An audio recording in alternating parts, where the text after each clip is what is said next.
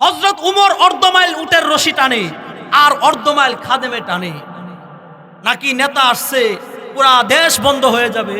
কথা কয়, নেতা আসছে খুশি, আমরাও খুশি। ভারত বিরোধী অগ্রাসনে তারেক রহমান বেগম খালেদা জিয়ার যে তার ভূমিকা আছে, এটা আমরা ওনার প্রশংসা করি। বহুত কিছু করেছেন ভারত আধিপত্যের বিরুদ্ধে, তারা আপুসীন নেত্রী বলা হয় বেগম খালেদা জিয়া। আমরাও খুশি। তবে বলেন তো দেখি, খুশি করতে গিয়া পুরা রাস্তাঘাট ঢাকার শহর সব বন্ধ করে রাখলাম, এটা কি খুশি হইল না মানুষের কষ্ট হইল? শুধু এতটুকু ইসলামের পার্থক্য, আর কিছু বলি না। আমরা তারেক রহমান আসছে, আমরা অনেক খুশি, অনেক খুশি। পার্থক্য শুধু এতটুকু। কিন্তু ইসলাম, হযরত উমর হেঁটে যাবে, একজন মানুষের রাস্তাও বন্ধ করার কোনো অধিকার নাই। হাজারো মানুষ জ্যামের মধ্যে পড়ে থাকবে, অসুস্থ থাকবে, গর্ভবতী থাকবে।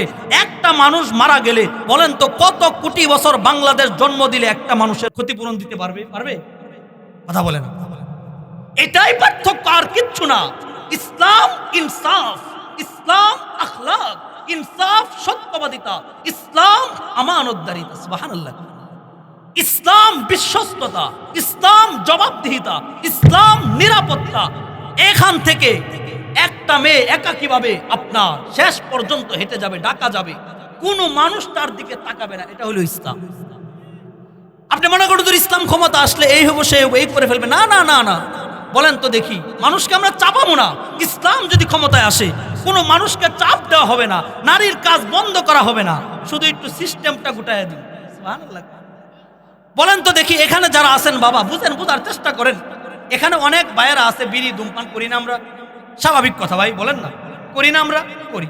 কিন্তু বলেন, মাগরিবের পর থেকে এই 4 ঘন্টা এমনও মানুষ আছে প্রতি 10 মিনিট একটা বিড়ি না খেলে তার ভালো লাগে না। এই 4 ঘন্টা এখানে বসে আছেন, কয়টা মানুষ এখানে বসে বিড়ি খাইছে? একজন। আমি আপনাদেরকে বাধ্য করছি খায়েন না, বাধ্য করছি, বলছি খায়েন না, এটা বলছি? বলি নাই। কয়টা পরিবেশ। সুবহানাল্লাহ বলেন। এটা পরিবেশের দাম।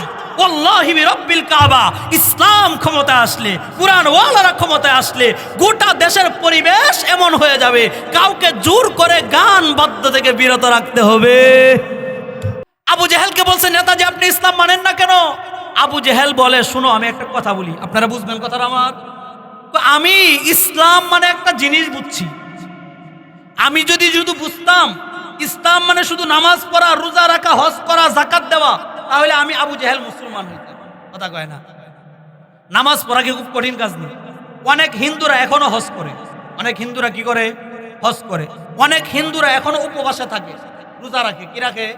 রোজা রাখে। তারাও তাদের গিয়া সাজদা টাজদা দেয় মন্দিরে। তাহলে এগুলা কোনো কঠিন কাজ না। কঠিন কাজটা কি? আবু জেহেলকে আমি বুঝছি। আমি যদি মুহাম্মদের কালিমা পড়ি, আগামীকাল থেকে আবু জেহেলের নেতৃত্বে মক্কা মদিনায় কোনো বিচার হবে না। সুবহানাল্লাহ। আবু জেহেল বলে, আমি বুঝছি ইসলাম মানে কি। ইসলাম মানে হলো, আমি আজকে যদি মুহাম্মদের হাতে কালিমা পড়ি, আগামীকাল থেকে চুরি করলে এটার বিধান কি হবে? আবু জেহেলের নেতাগিরি চলবে না, মুহাম্মদের নিয়ম অনুযায়ী হাত কাটা হবে। আবু জেহেল বলে, আমি বুঝছি আজকে যদি ইসলাম মানি, আগামীকাল থেকে আমার পুরা মক্কা মদিনা জাজিরাতুল আরবে প্রায় 300 কোটি টাকা সুদ লাগানো আছে। এই 300 কোটি টাকার সুদের কোনো কারবার চলবে না। আপনি মনে করেন ইসলামও মানবেন, সুদও মানবেন, ঘুষও মানবেন, মরার পরে আপনার দুনিয়ার মানুষ সামাজিকতা নিয়ে জাহান্নামের থেকে মুক্তির জন্য জানাজা পড়াইতে পারে, মৃত্যুর পরে আপনার জান্নাত কপালে নাই। কথা কয় না? তাহলে আবু জেহেল ভুলটা কি করছে? কি প্রস্তাব দেয় নাই? সূরা কাফিরুন পড়েন, তাফসীরে মাজারি। কুল ইয়া আইয়ুহাল কাফিরুন লা আ'বুদু মা তা'বুদুন ওয়ালা আনতুম আ'বিদুনা মা আ'বুদ ওয়ালা আনা আ'বিদুম মা আবাদতুম ওয়ালা আনতুম আ'বিদুনা মা আ'বুদু লাকুম দীনুকুম ওয়ালিয়া। হয়তো তুমি এটা মানো, না হলে ওইটা মানো। ও আপনি মন্দিরেও যাবেন, মসজিদেও যাবেন, এত সোজা ইসলাম? হ্যাঁ, ধর্ম যার যার, উৎসব সবার। কোন হিন্দু গরুর গোশত খেয়েছে বলেন? খাইছে কোন হিন্দু গরুর গোশত? ঈদের মাঠে কোন হিন্দু ঈদের নামাজের জন্য আসছে বেহায়া মুসলমান বলেন? আমি বেহায়া মুসলমান, নির্লজ্জ মুসলমান আমি। ধর্মপ্রীতির নামে আপনি স্বজনপ্রীতি, মানবতা বুঝান, সাম্যবাদ বুঝান, আমাদের ইনসাফ বুঝান। আপনি আমাদের ইনসাফ কোথায় যা? যখন মুসলমানদের ব্যাপারে আঘাত আসে তখন ইনসাফ কোথায় যা আপনার? কোন হিন্দু আসছে কি ঈদের মাঠে ঈদের নামাজ পড়ার জন্য? নতুন পোশাক পরেছে। আর কত কোটি কোটি মুসলমান কিছুদিন আগে যে দুর্গা পূজা গেছে, কোটি কোটি মুসলমান সুন্দর পোশাক পরে দুর্গা পূজায় ঘুরতে গেছে, এমন মুসলমান আসেনি বাংলাদেশে। আপনি কিসের মুসলমান দাবি করেন? মরার পরে বুঝবেন, পীড়া যখন খাইবেন মুসলমান কারে। এত সোজা না। তাহলে ইসলাম মানেটা কি? ইসলাম মানে শুধু মৌসুম ভিত্তিক কিছু ইবাদত করার নাম না। এটা বৌদ্ধদের ধর্ম হতে পারে, মৌসুম ভিত্তিক ইবাদত করা হিন্দুদের ধর্ম হতে পারে। আর ইসলাম মানে হলো যখন থেকে আপনি বালেগ হবেন মৃত্যু পর্যন্ত আপনার কোনো চিন্তা থাকবে না, আপনার কোনো চেতনা থাকবে না, আপনার কোনো মেজাজ থাকবে না, আপনার কোনো রায় থাকবে না। সব কিছু একমাত্র কার নীতি অনুযায়ী হবে? আল্লাহর। আপনার ভালো লাগুক অথবা না লাগুক, আপনার খারাপ লাগুক বা তিতা লাগুক, মানতেই হবে, মানতেই হবে। কথা কয় না? এটা হলো ইসলামের, এটা হলো ইসলাম। এটা এই জন্য বলি, মনে রাখবেন, পানির ট্যাঙ্কি ময়লা হয়েছে। কি ময়লা হয়েছে? এবার বলেন, নিচে কতটা ট্যাপ পরিবর্তন করলে পানি পরিষ্কার হবে? পানির ট্যাঙ্কি ময়লা ছাতা পড়ে গেছে, শুধু ট্যাপ ছাড়লেই ময়লা বের হয়। আপনি নিচে 100, 200, 1000, 1 লক্ষ, 2 লক্ষ ট্যাপ পরিবর্তন করছেন, পানি পরিষ্কার হবে? কি পরিবর্তন করতে হবে? পানির ট্যাঙ্কি পরিষ্কার করতে হবে। ওয়াল্লাহি বিরব্বিল কাবা, রব্বে কাবার কসম করিয়া বলিয়া যায়, আপনারা স্বাধীনতার পর থেকে এই পর্যন্ত 54 বছর দেখছেন। 54 বছর না, 54 শত বছর না, 54,000 বছর না, আরো 54 লক্ষ বছর যদি দেখেন, একে বাদ দিয়ে ওকে, ওকে বাদ দিয়ে একে, যতদিন পর্যন্ত কোরআনকে ক্ষমতায় না বসাইবেন, ততদিন পর্যন্ত বাংলাদেশের মানুষের ভাগ্যের কোনো পরিবর্তন আসবে না। একমত? ট্যাঙ্কি পরিবর্তন করেন, গণতন্ত্রকে বাদ দিয়ে দেন, ইসলামকে ক্ষমতায় বসান, কুরআন ওয়ালাদেরকে বসান, সুন্নাহ ওয়ালাদেরকে বসান, যারা ইসলামকে ভালোবাসে, সঠিক ইসলাম ধারণ করে তাদেরকে বসান। কথা কয় না? তাহলে পরিবর্তন আসবে। আপনি জানেন ইনসাফ কি জিনিস? ইসলামের ইনসাফের অবস্থা জানেন?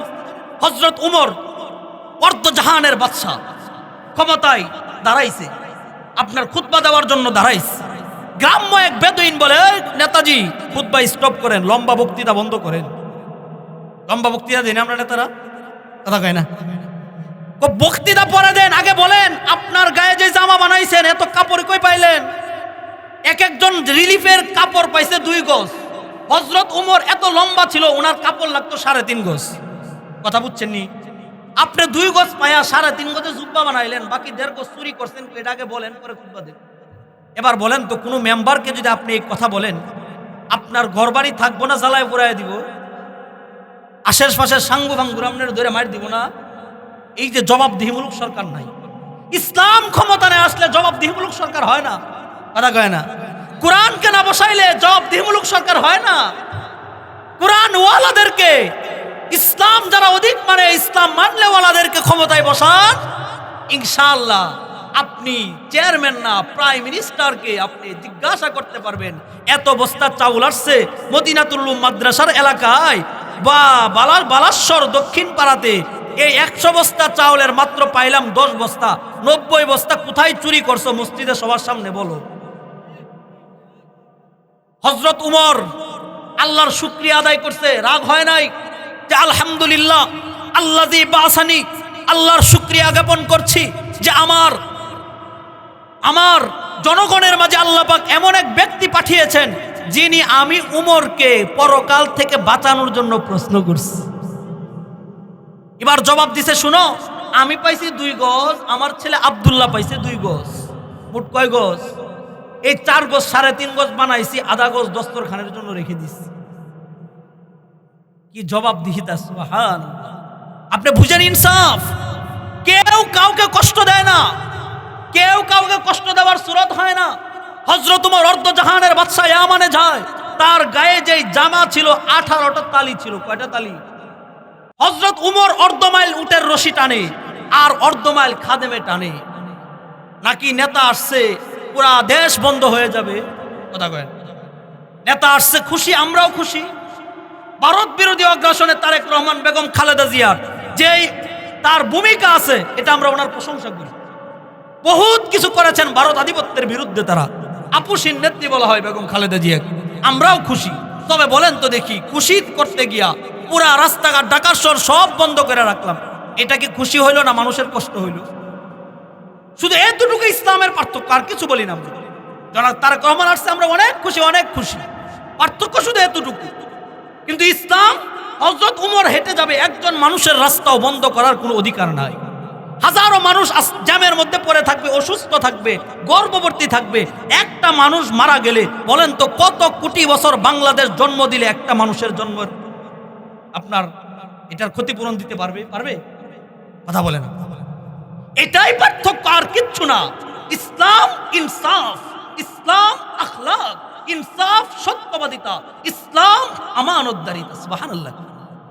ইসলাম বিশ্বস্ততা, ইসলাম জবাবদিহিতা, ইসলাম নিরাপত্তা। এখান থেকে একটা মেয়ে একাকীভাবে আপনার শেষ পর্যন্ত হেঁটে যাবে, ডাকা যাবে, কোনো মানুষ তার দিকে তাকাবে না। এটা হলো ইসলাম। আপনি মনে করেন ইসলাম ক্ষমতা আসলে এই হবো, সে এই করে ফেলবে। না না না না, বলেন তো দেখি, মানুষকে আমরা চাপাবো না। ইসলাম যদি ক্ষমতায় আসে, কোনো মানুষকে চাপ দেওয়া হবে না, নারীর কাজ বন্ধ করা হবে না, শুধু একটু সিস্টেমটা গুটাইয়া দিন। সুবহানাল্লাহ। বলেন তো দেখি, এখানে যারা আছেন বাবা, বুঝেন, বোঝার চেষ্টা করেন। এখানে অনেক ভাইয়েরা আছে, বিড়ি ধূমপান করি না আমরা? স্বাভাবিক কথা ভাই, বলেন না করি না? আমরা করি। কিন্তু বলেন, মাগরিবের পর থেকে এই 4 ঘন্টা এমনও মানুষ আছে প্রতি 10 মিনিট একটা বিড়ি না খেলে তার ভালো লাগে না। এই 4 ঘন্টা এখানে বসে আছেন, কয়টা মানুষ এখানে বসে বিড়ি খাইছে? একজন।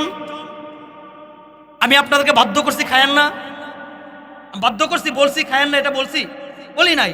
কয়টা পরিবেশ। সুবহানাল্লাহ বলেন। এটা পরিবেশের দাম। ওয়াল্লাহি বিরাব্বিল কাবা, ইসলাম ক্ষমতা আসলে, কুরআন ওয়ালারা ক্ষমতা আসলে, গোটা দেশের পরিবেশ এমন হয়ে যাবে, কাউকে জোর করে গান বাদ্য থেকে বিরত রাখতে হবে।